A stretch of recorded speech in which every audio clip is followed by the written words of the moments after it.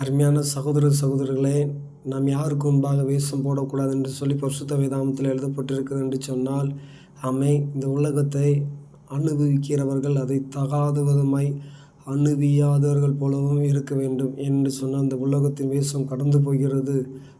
தேவனுக்கு முன்பாக நாம் அப்படிப்பட்ட வேஷத்தை நாம் போடக்கூடாது என்று சொல்லி பரிசுத்த வேதாகமத்தில் எழுதப்பட்டிருக்கிறது.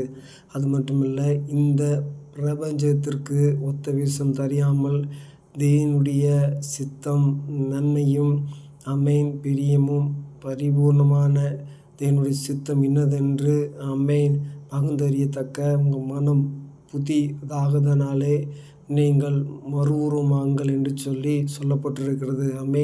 அருமையான சகோதரர்களே, இந்த நாளில் தேவனுடைய சித்தம் இன்னதென்று சொல்லி அறிந்து கொள்வோம். நாம் அவருக்கு முன்பாக ஒத்த வேஷம் தரிக்க வேண்டாம். பிரஞ்சபத்திற்கு ஏற்றபடி வாழ வேண்டாம். கர்த்தருக்கு ஏற்றபடி வாழ்வோம். ஆமென்.